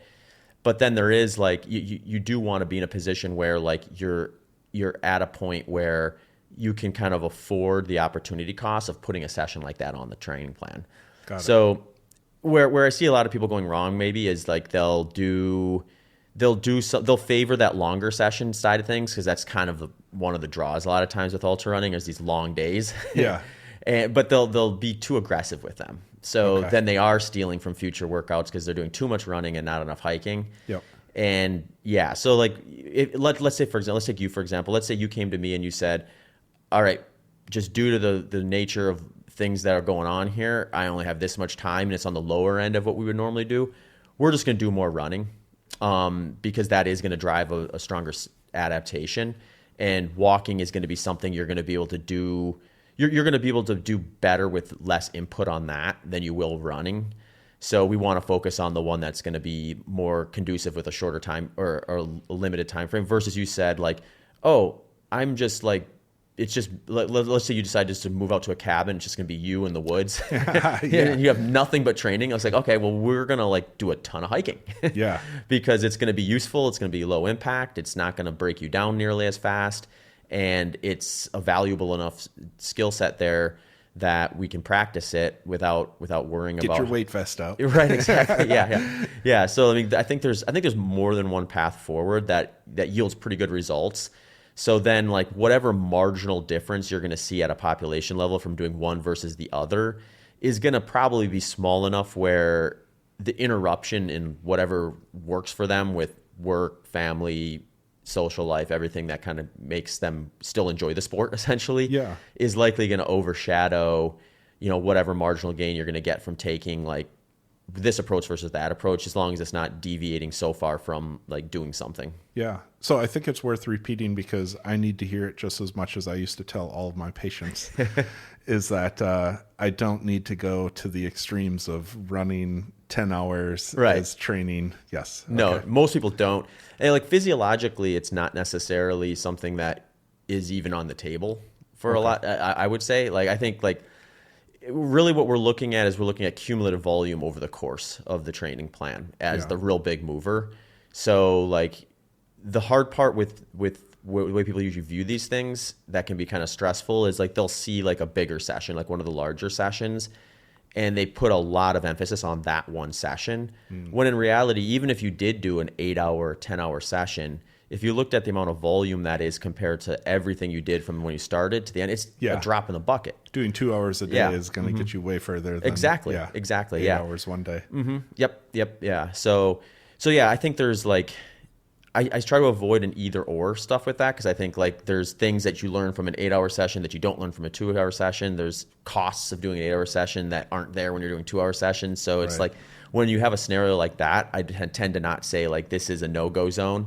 I tend to think this is a situational thing. Like who's going to benefit from the 8 versus who's going to benefit from the 2, who's going to benefit from some combination of that. Because sometimes it's just as simple as like, oh, well, I can't do long sessions all the time, but there's these 3 weekends where, like I'm going to this training camp or my family's out of town. I got extra time. It's like, well, let's just take advantage of those and have you do like a lot more like very specific to what you're doing at Javelina. So like put a limit on not going any faster on average than you will at Javelina, which for 100 miles, most people, that's really slow for most people.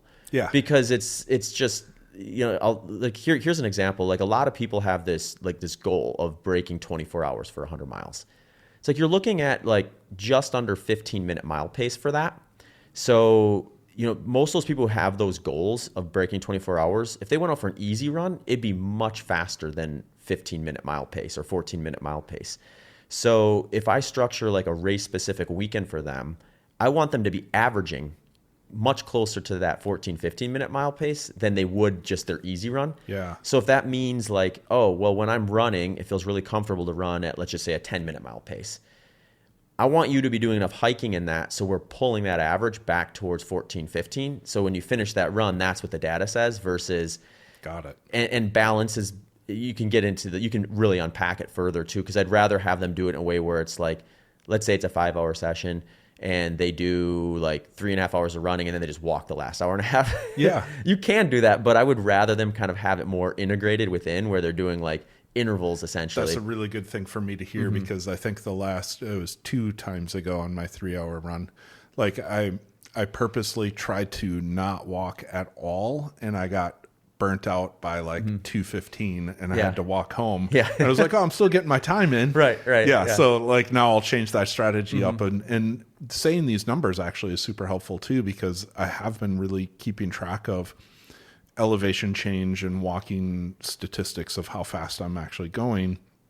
And even with hills and stuff like that, I'm averaging on a walking pace just over 16 miles or 16-minute miles. So I know. So now you saying that makes me realize how much better I am doing than I really thought I was doing. Of like, oh, I could walk this whole darn thing and just run occasionally and probably be just fine. Well, and if you employ that early in the race, it pays so much dividends at the end, because I see so many people at 100 milers they end up doing more walking than they would have, but it's because they did way too much running in the beginning, and they got to a point where walking was the only thing left. It's like a grand version of what you described with that 3-hour run. Yep. It's like they get to mile 70 and they've already used up their run quota. Yeah. Yep. And it's like, this is gonna be a long 30 miles. Yeah. So like, and everyone's been there. So it's like, it's not something that's like, it's like if most people who've done these a bunch of times, they've found themselves in that situation. Sometimes it's, like self-inflicted. Other times it's like, oh, you know what? I hit a standard and the next goal was maybe just a little bit of a reach and I blew up and that was my reality that day. But yeah, when you can kind of like be patient early and walk when you don't feel like you need to, but it fits kind of the ratios of running and walking that's going to hit the splits you're trying to get to. Yeah. When you get to that, what'll be the last lap at Javelina or last lap and a half, you're going to find you're still able to run for those same amount of periods of time as you were in the beginning on the first lap. Yeah. Whereas the person who goes out and does too much running, they're going to be the person that's walking down this gradual, because Javelina, there's this spot where you get to the midway aid station and then it's just this really smooth gradual descent where it's not steep enough where you feel awkward going down it. It's just enough where you feel like, oh, if I'm running, I'm just naturally going 15, 20 seconds per mile faster than I normally would because gravity's my friend here, but it's not so steep that you're getting just hammered eccentrically the way you would if it was like a 10% decline and then there's like a skill set involved with it. So it's like you want to have yourself in a position where you can take advantage of those sections of the course versus having to walk down them because you've just blown out your legs. Maybe we do a separate podcast on this then because like I have a lot of questions of looking at the course data, elevation change, and coming up with that strategy of, like when to walk versus and pre-planning, just like a race car driver of knowing all the turns, right? Like knowing where all the hills are for my first lap. You have the experience of running it multiple times, and I'll have the experience after my first lap running on it. But maybe pre-checking that of like looking at that now and yeah, that'll be interesting. The thing about Javelina that is interesting is it sort of does skew towards doing a little more. It skews away from like a real perfect run walk ratio because you do have like the spot from. So the way it's set up is the loop is like about a little over 19 miles. So then the first loop they add this little extra like 2.5 mile stretch just so you kind of make up the difference. Okay. But after that, it's just the same loop. 19.1 or something, 0.2 miles or something like that. And you sort of start off on kind of just like these little rolling type of trails, pretty flat. If you went out there and just did that 4 miles, you could run the whole thing. There would be no spot where it was like for a 4 mile run, you're like, oh yeah, well, I'm just going to have to hike this. You could do it, no problem. So that spot, I think like there's some spots where like that spot you can actually probably run a run walk ratio pretty strict to your pacing goals. Then you hit the first aid station, and it's like this 6.6 mile climb. I say climb loosely. It's just the steepest spot of the course, but relatively speaking, it's really not steep. But it's uphill. So it's net uphill from that aid station to that top part. And through that section, you're going to want to skew a lot more towards walking than running than you would on average. Then you get up to the middle aid station. And from there, that's that stretch I was just talking about, where you have like this 5.5 mile downhill section that's just buttery smooth, nice, like no rocks, gradual decline, and it just feels like everything is coming a little bit easier than normal. So in that stretch, I think there is an incentive to kind of look at it through this stretch, I'm going to do a little more running and a little less walking than I normally would, and let that kind of really kind of tame downhill do its thing. Yeah. Where you're going to get a little more value from that running than walking. But not so much that you're just, bombing down it and blowing your quads out doing that either. But thinking of it in the sense like, okay, for this stretch, maybe I'm going to do twice as much running than walking than what I normally would do, versus the uphill section. Maybe I'm going to do twice as much walking as running than what I would normally do. And then you go through the last aid station before the start finish. And that next stretch is a little more like predictable in terms of like, you can kind of just run your normal run-walk ratios of what will get you to your average pace, and it's going to play out a little more specifically because there's like small little ups that will make sense to walk, and small little downs that'll make more sense to run. And they're pretty obvious ones. Yeah. Yep. Okay.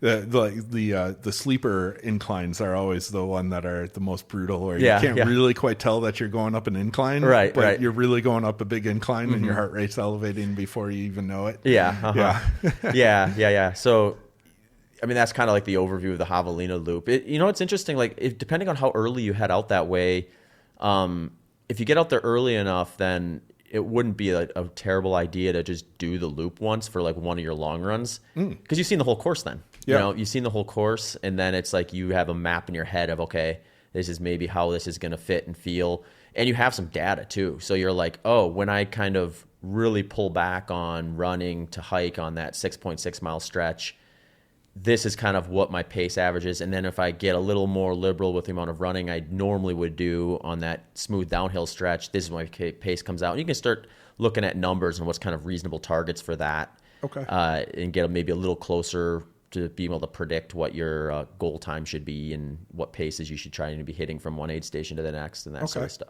Well, I know my own answer to this following question is that it would be fun to go out there like in September and do like a corning. Is that like typically recommended? Like, should we plan on me going out for a week or two? I mean, I think it'd be a value add for sure. Yeah, I don't see a scenario where it would be like a bad idea. Okay. Unless it was like super destructive. Because it's going to be really hot. So like, that's benefits and disadvantages as well. But for sure, it'll be warmer when you do that than it will be on race day likely. So we would want to we would take that into account, where we would assume that generally speaking, you're going to have a little less of a hurdle from the weather in most cases versus what you'll see on that training week. But you'll also be doing one loop versus 5. So to some degree, I'd rather have it that way, because then you're like, it's more likely to feel like as difficult as it will at certain points on that training run than it would if it were like just a perfect 65 degrees and like easier than it'll be on race day. Although it might average out, because if you went out, let's say you went out there in September and got up kind of early and did the loop where the first couple hours it was still like just barely light out. The weather might match a little closer to what the middle of the day will be on the race too then. Okay. So, there's you can hack the desert a little bit easier than you can Austin, because there's no humidity. It's that's super funny. In general, what are people's thoughts around that in the racing community? Is that considered cheating? Like to go on the course early? Yeah, and the analogy being in the hiking world, like if you grab water from a water fountain on your path, like some people who are purists in hiking, they frown upon that, of like, you're not doing the real hike. Like, what does the racing community think about that? In ultra running, I think people would see that as just like taking advantage of your opportunities if you can get out on the course. So I mean, the sport's gotten competitive now, where like some of the pros, if they're doing a race that's like one of their primary races, they'll move out by the course and do their entire training on the course. That basically. I knew from a pro level. It just everyday Joe Schmo like me. Look, here's a good example. So Western States 100, I think they got one of the best setups in terms of like getting people sort of like aware of the course and getting some specific training. And they do this Memorial weekend, Labor Day weekend? Memorial weekend training run. It's a 3-day stretch where they'll go Saturday, Sunday, Monday. And they start at mile 30 on the course. You can't get on the first 30 mile. Like that's the interesting thing about Western States, is the snow kind of makes like nobody knows. Interesting. Because they can't get on it until sometime. Like, well, in some years there's like 1 year there was 17 miles of snow on the trail still. So like there's sometimes it's not even gone on race day.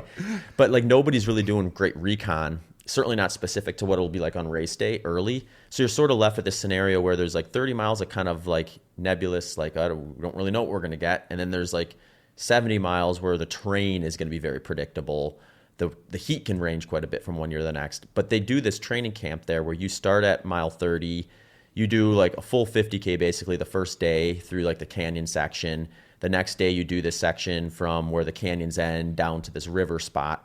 And then the last day you go from the river spot to the finish line. So in 3 days, you get little over 2/3 of the course done. You see most of it.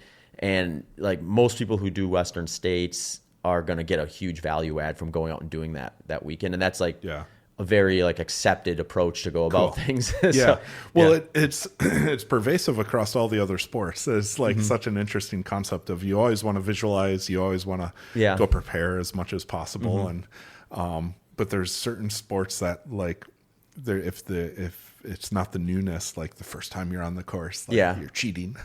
Yeah. Well, I think in your situation too, like if you went and did a loop, we would just know certain things. We would be able to kind of like, we'd be able to like tighten the bands of what is like too conservative and too aggressive. Got it. Because like if you're going up that, let's say we take that 6.6 mile stretch, if you're going up that and you're just like, okay, on one loop, I feel compelled to hike half of this. Well, then we know that there's no reason for you on that first loop to be doing any more than that. Yeah, exactly. So if you're exceeding that, we know we're probably stealing from later in the race. Well, and this is all perfect timing too, because literally the hour before I came here for the podcast, my wife popped up a thing on Facebook Marketplace, of course, and she's been addicted at looking at campers for the past 6 months. Yeah. And she's like, we need to get this one. This is it. Yeah. And I was like, okay, let's do it. And it's with the thought process of doing some additional training, but also like I'm thinking of going out 2 weeks early to the race, and we have family out there and we want to visit them and that kind of fun stuff. So you can camp right at the start finish spot of where the loop is. That's what, So if you pull up an RV or a camper, you can just set up there if you wanted to. Yeah, and that's what I saw, and it seems like, I mean, during races, that seems like such a cool community. I'm super excited for my whole family. They're gonna love it. Yeah, I've got a whole bunch of friends that want to come camp and stuff like that, but I didn't know that it was available all the time. So that's really cool. Yeah, there's probably no better race to just go and hang out at if you're not running it. Cool. And as a runner, sometimes you're thinking about, they're like, okay, I have these people coming helping me, like, how bored are they going to be? Well, that's exactly it. Yeah, I've got a person coming with a camera. I've got I have some family that are emergency room nurses that are going to come help. And, like everyone wants to pitch in a little bit, and I guess this will be an open invite for people on the podcast as well. Hey, you want to come hang out with Dr. Check Dave? it out. Yeah, it's a party for sure down at the start finish. They keep things hopping the whole time. That's awesome. Yeah, super cool. You could easily stay up the whole time if you're just hanging out, and just they'd be doing different things over the course of the day. They've gotten pretty like built out. Like they have like games that people will play during the race too. Like they have like a little like section where there's like beanbag toss and stuff like that, and the party. Yeah, it is. And then and they have like they have different like vendors for like food and coffee and stuff like that too. And it's actually kind of nice. This has gotten a little more difficult because parking has gotten a little more congested there just due to the number of people who do it now.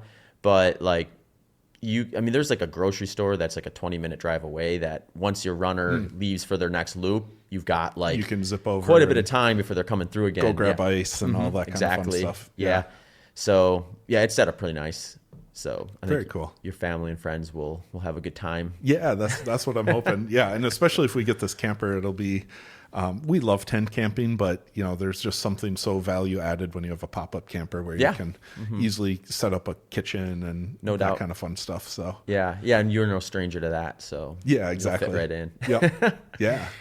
Awesome, Dave. Well, it's been fun. I think what is this, the third time we've caught up on the podcast? I think so. Yeah. Yes. Well, hopefully listeners will enjoy this one, and I'm sure we'll do a few more before race day. Share the podcast around. Come on, spread the word. Yeah, we're on 3. Get some promos out there already. Yeah, exactly. Awesome, Dave. Well, where can people find you if they're interested in checking in? Yeah, mindofdave.com, and that's got all my links to different things. I've relaunching my podcast, so I'm excited that you're going to be a guest on there as well. We'll announce that. And I've got my own genetic testing company now that people can buy genetic tests through. All of that stuff is listed on mindofdave.com. Awesome. Well, thanks again for stopping by. Yeah, perfect. Take care. Hey, everyone. Thanks for sticking around to hear more about how I use the products that sponsor the Human Performance Outliers podcast. I have updated a few things, so if you follow closely, you may notice some new details here. I have taken a lot of time identifying these brands, and I'm incredibly grateful that they have provided a product that I use routinely and are also interested in supporting my work here at the Human Performance Outliers podcast. So Here is how I use them. S Fuels is a product that follows a principle of right fuel at the right time. For me, this means I can anchor my nutrition in a fat-dominant way, but not neglect the powerful application of carbohydrates when they are needed. Their product lineup maps the low-carbohydrate dietary protocol that I have used for endurance since 2011. Here's how I use some of their product lineup and some of their second-generation products that they've just recently brought to market. First is their Zone 4 and Zone 5 product. I use these for intra-workout and race carbohydrate targets. I will use the Zone 4 in less glycolytic settings that still benefit from some carbohydrate, and Zone 5 for workouts that I prefer, workouts and races where I want to maximize my carb to other fuel source exogenous inputs. In short, I prefer Zone 5 when my carb inputs are at their highest and I want to kind of go straight to that source. Zone 2 is a fat-based powder that uses C8 and C10 MCTs that are combined with L-glutamine. I use this for lower intensity workouts to help promote higher fat oxidation rates without neglecting energy deficits. So in short, if I'm doing something longer and I want to keep carbs out, but I don't want to have a huge calorie deficit, Zone 2 plays a great role there. Revival is a post-workout race protein powder that I can easily add to some yogurt or a low-carb smoothie to quickly jumpstart the recovery process. I will use a product like this most often when I'm completing training sessions and have a lower appetite or desire to eat solid foods right after, but want to get a jumpstart on replacing some of the stuff that I left out there.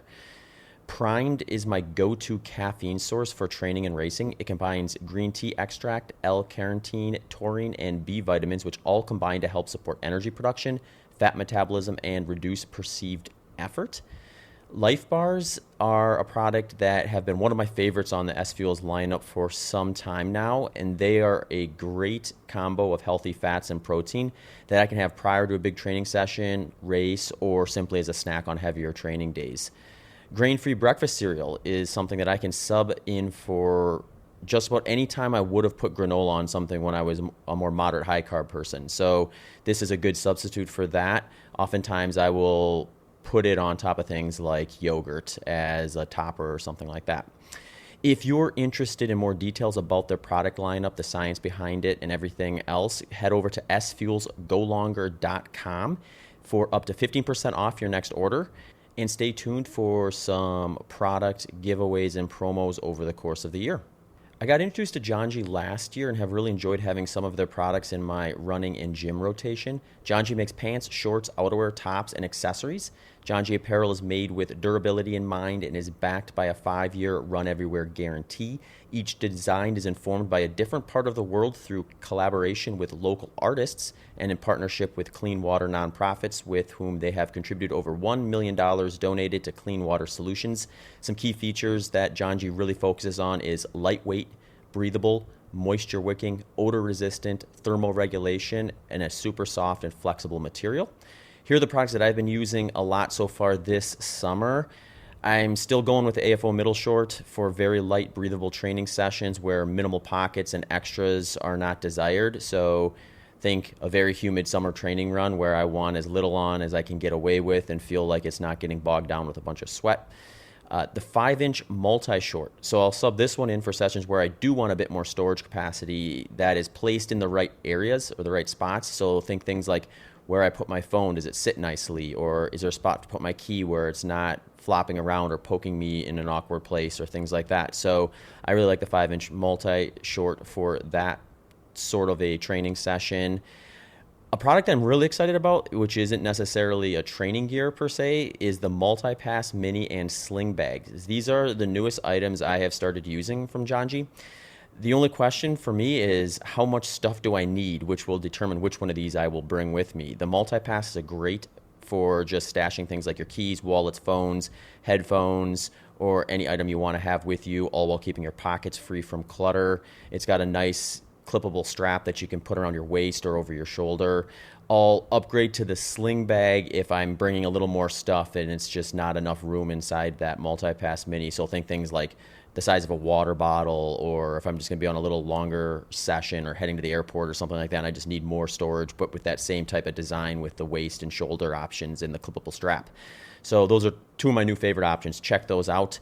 You can head to johng.com and get 10% off any of those items, as well as anything else they have on there, by using promo code BITTER10 for 10% off. They're also available at REI. I will give one quick plug, although it's not winter or cooler. A couple other items that I have in my rotation when it does get cooler is the Repeat Merino long sleeve, the Rover Merino hoodie, the Trail Tights, and the Atlas multi-pant. I've been using Element electrolytes for quite some time now. Actually, a while back, I had a sweat test, and it suggested that I lose 614 milligrams of sodium per liter of fluid loss, meaning if I go out for a run and I sweat to the capacity where I lose a liter of fluid, I'm going to lose 614 milligrams of sodium along with that.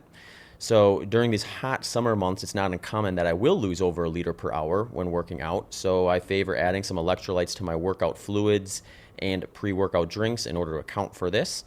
I also find it beneficial if I spend some time in the sauna and lose fluids fast that way. I currently have 3 approaches to using Element products. First is one of their warm beverage options in the morning with my coffee. Sometimes I'll put about half a pack of Element in there. Again, one of their warm beverage options. So usually that's something like chocolate mint, chocolate chai, chocolate raspberry, one of those. A second option is one of their fruity flavors in my water bottles while I'm training. So if I'm out there and I'm going through 16 to 20 ounce bottles of water, I'm going to sprinkle in some of that fruity Element flavors into that in order to account for that 614 milligrams of sodium that I'm going to lose. Third is their newest option, which is their Sparkle product, which is just a 16-ounce carbonated can with the Element electrolyte powder in it already mixed for you. So I've been using these for long runs and before afternoon training sessions in the gym when I know my fluid loss has been high. So I've been doing a lot of long runs lately, and having a can of Sparkle there to kind of sip at in between pit stops in the heat to cool down and rehydrate have been a great new addition to my training lineup. Just a reminder, their core flavors include citrus, watermelon, orange, grapefruit, raspberry, chocolate, mango chili, and chocolate caramel. Some seasonal options include chocolate mint, chocolate chai, and chocolate raspberry. You can go to drinklmnt.com/HPO. Throw in that /HPO and you'll get prompted for a free sample pack with your purchase and help support the Human Performance Outliers podcast along the way. The reason I chose Delta G over other exogenous ketone supplements is they have the formula and the dosage that is supported by the research we have to date. They have the DARPA grant to design for special forces, 50-plus research studies, and 20-plus ongoing studies. They also have approximately 3 times the amount of ketones in their product than many of their competitors do, which can be critical for hitting the ketone target ranges that suggest potential cognitive and performance benefits. I've been playing around with my protocol a bit during this last training block, so it has changed a bit from what prior protocols you may have heard me mention on here. For like longer training sessions, these are going to be the key points that I'm going to do it. So it's going to be lower intensity but long in duration. I like the long runs. I like these for long runs and even ultra-specific long runs, which tend to span beyond, say, 3 hours. And the way I will do this is I will take a bottle of Delta G Performance, that's the blue bottle I have on their website, about an hour into that training session. And then if that session goes beyond 3 hours, I will take a second one. If it doesn't, I will still take a second one post long run as a way to kind of kickstart things for whatever's coming up next. If you're interested in hearing more about it, I did record an episode with Brian McMahon. It's episode 351, Exogenous Ketones and Performance. And if you're also interested in checking more out about the product and signing up for a free consultation to find out how it would maybe fit your lifestyle, you can head to deltagketones.com. Feel free to throw in a promo code BITTER20 for 20% off your purchase of Delta G Ketones. Thanks for tuning into this episode of the Human Performance Outliers podcast with Zach Bitter.